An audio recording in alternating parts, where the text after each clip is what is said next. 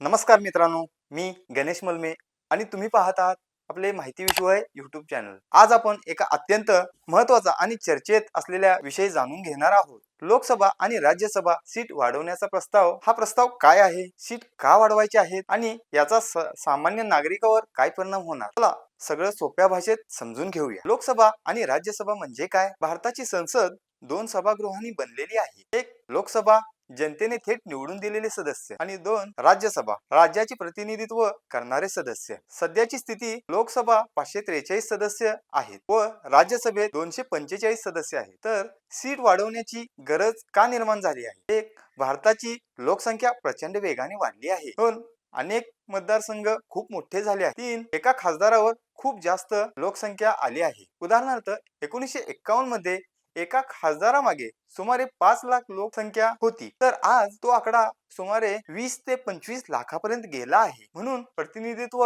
कमी होत आहे। सीट वाढवण्याचा प्रस्ताव काय आहे? केंद्र सरकार भविष्यात लोकसभा सीट वाढवण्याचा विचार करत आहे। लोकसभा सीट 543 वरून 750 ते 888 पर्यंत वाढू शकतात। नवीन संसद भवन यामध्ये जास्त सदस्य बसू शकतात। राज्यसभेतील सीट्स देखील वाढू शकतात। डिलिमिटेशन म्हणजे काय? डिलिमिटेशन म्हणजे मतदारसंघाची पुनर्रचना। भारतात शेवटची मोठी डिलिमिटेशन प्रक्रिया 2002 मध्ये झाली होती। पुढील डिलिमिटेशन 2026 नंतर होणे अपेक्षित आहे। 1971 च्या जनगणनेवर आधारित सीट वाटप अजूनही चालू आहे। 2026 नंतर नवीन जनगणनेवर आधारित सीट वाटप होईल। उत्तर भारतातील राज्यांना जास्त सीट मिळू शकतात। दक्षिण भारतातील राज्यामध्ये चिंता वाढली आहे। याचा जनतेला काय फायदा? जनतेला अधिक चांगले प्रतिनिधित्व मिळेल। छोट्या मतदारसंघामुळे काम सोपे होईल। लोकशाही अधिक मजबूत होईल। तर याचे तोटे काय आहेत तेही बघूया। राज्यामध्ये असमतोल निर्माण होऊ शकतो। राजकीय वाद वाढू शकतात। दक्षिण वर्सेस उत्तर असा मुद्दा निर्माण होऊ शकतो। सामान्य माणसावर याचा काय परिणाम होईल? तुमचा खासदार तुमच्या अधिक जवळ येईल। स्थानिक प्रश्न लवकर सोडवले जाऊ शकतात। विकास कामावर अधिक लक्ष दिले जाईल।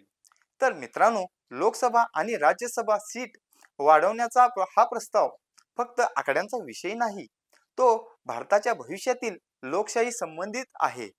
2026 नंतर या विषयावर मोठे निर्णय होऊ शकतात। तुम्हाला ही माहिती कशी वाटली ते कमेंट करून सांगा। व्हिडिओ आवडला असेल तर लाईक करा आणि आमच्या माहिती विश्व या चॅनलला सबस्क्राईब करायला विसरू नका। धन्यवाद। चला भेटूया पुढील व्हिडिओ मध्ये।